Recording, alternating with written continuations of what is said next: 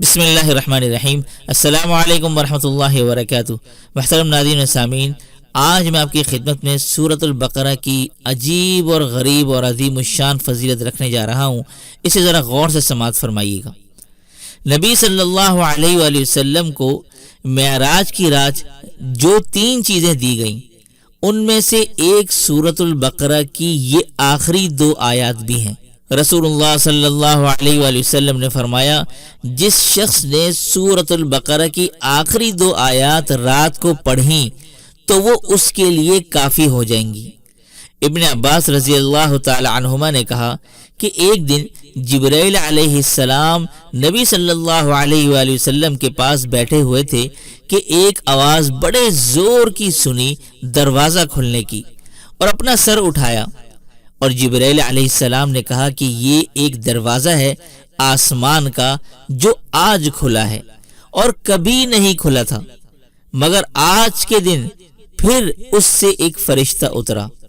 اور جبرائیل علیہ السلام نے کہا کہ یہ فرشتہ جو زمین پر اترا ہے کبھی نہیں اترا سوائے آج کے، اور اس نے سلام کیا اور کہا، خوشخبری ہو آپ صلی اللہ علیہ وآلہ وسلم کو 2 نوروں کی جو آپ کو عنایت ہوئے ہیں، اور نبیوں میں سے کسی نبی کو یہ نہیں ملے سوائے آپ کے۔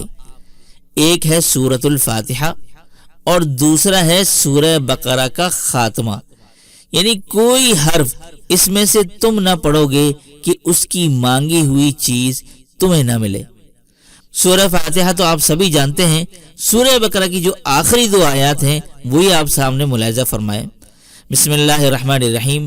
آمن الرسول بما انزل الیہ من ربہ والمؤمنون کل آمن باللہ وملائکتہ وکتبہ ورسلہ لا نفرق بین احد من رسلہ وقالوا سمعنا واطعنا غفرانک ربنا والیک المصیر۔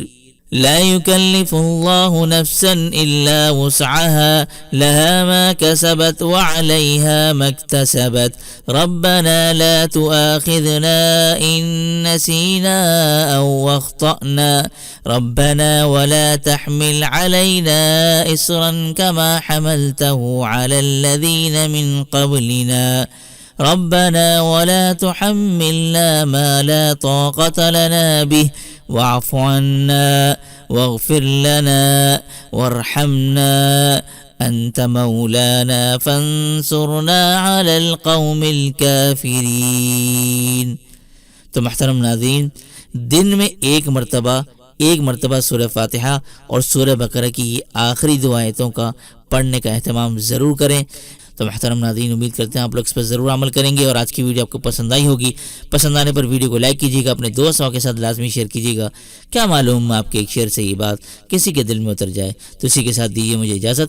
السلام علیکم ورحمۃ اللہ وبرکاتہ۔